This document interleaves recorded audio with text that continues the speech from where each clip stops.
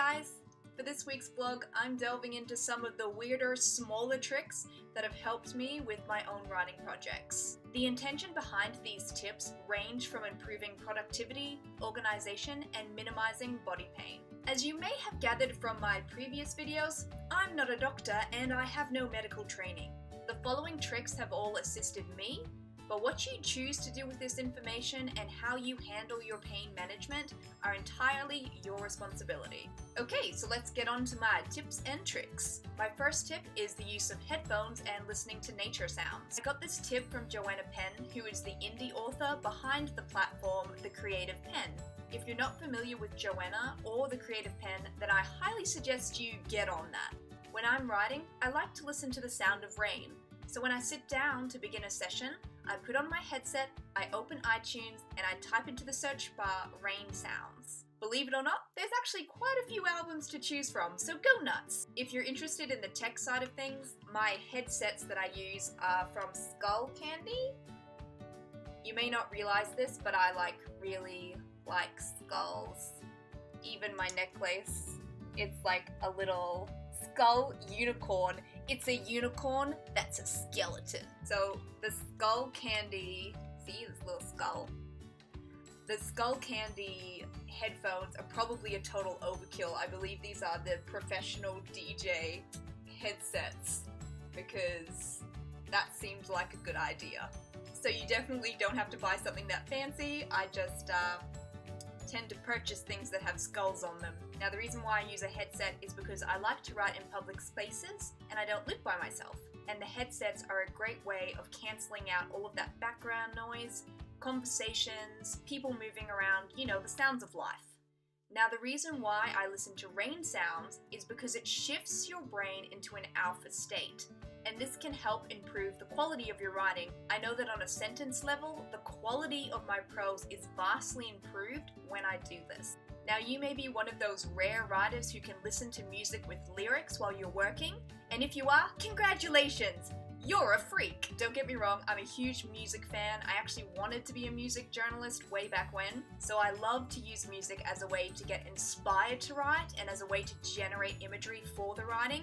But when it actually comes time to sit down and get into the work, I find music with lyrics way too distracting, which is why I listen to the sound of rain, because it's not invasive, but it effectively blocks out all the other sound that's occurring around me.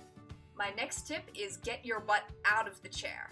For most writers, this statement seems counterintuitive because for the most part, we're all trying to keep our butts in the chair. But in case you haven't heard, sitting is the new smoking. I know, total bummer, right? Excuse the pun. A few years ago, this news would have been pretty distressing, but thanks to the invention of standing desks, writers now have more options when it comes to the designing of their workspace. Now, total transparency.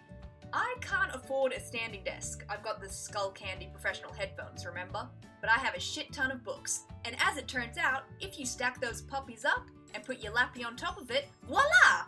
You have a standing desk! Switching up your writing position can have really great health benefits, but you should know that standing still for excessive periods of time is just as bad as sitting for long periods of time. If you write 3 chapters while standing, then your muscles are staying contracted in that one position for an extended period of time, and that can lead to joint compression, compounding muscle tension, and cardiovascular disorders. Look, the truth is our bodies are designed to be in movement. But this can be a tricky feat when you're trying to write and get lost in the work. So when I'm reading an essay or an article, I set up my standing desk and I shuffle my feet while I read.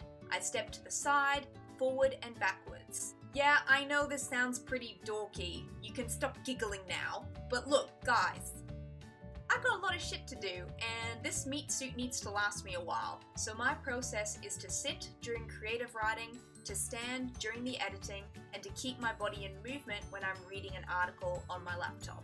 While we're on this topic, a lot of indie authors seem to be experimenting with dictating.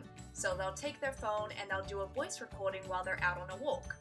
I personally haven't experimented with this, but I find the idea really interesting and I think it would be really useful during the drafting stage of an article or even a short story. The next tip is for keeping the curve in your spine. People who spend a lot of time sitting in front of a computer tend to have pain in their lower back, shoulders, and neck.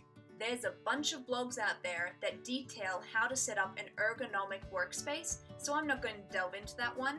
However, I do have one nifty little trick that I learned from an acupuncturist. So get a towel, fold it in half widthways, and then fold it in half again lengthways, and then you roll it into a tube like that.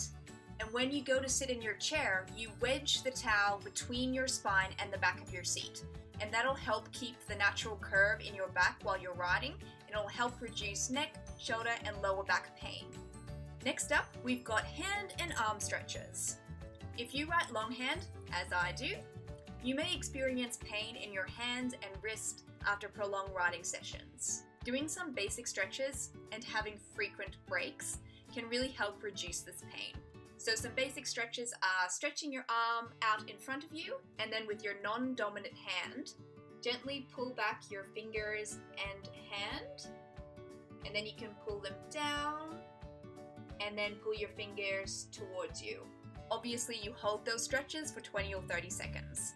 If you want to mix things up, you can always throw in some arm stretches. You know, the types you learned during PE and high school. See, you did get something useful out of that drudgery. Now my final tip is about multiple notebooks. I'm a bit of an organization freak, so I tend to have 5 or more notebooks on the go at any one time, and each notebook is dedicated to a specific purpose or topic. Now my first book is the Random Notebook, and as you can see, very glamorous.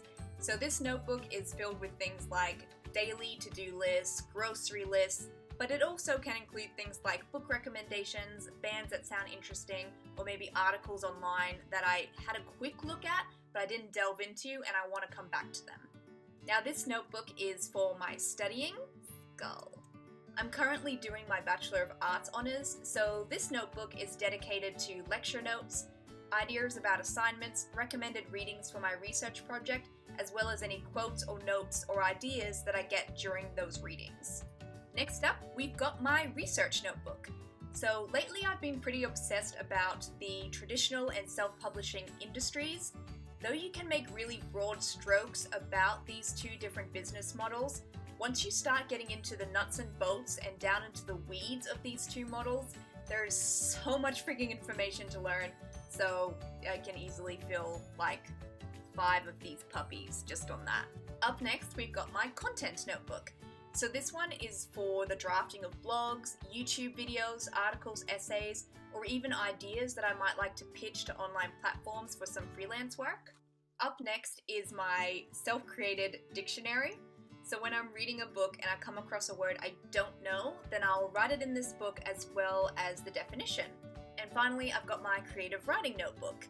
I keep a notebook for each writing project, and right now I'm editing 4 novels in preparation for sending them to an editor.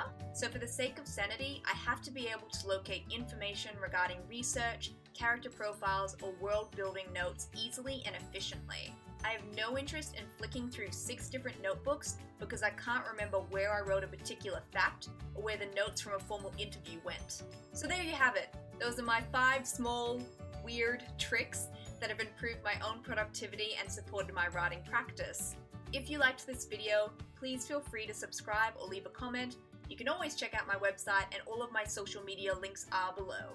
Until next week, guys, good luck and happy writing!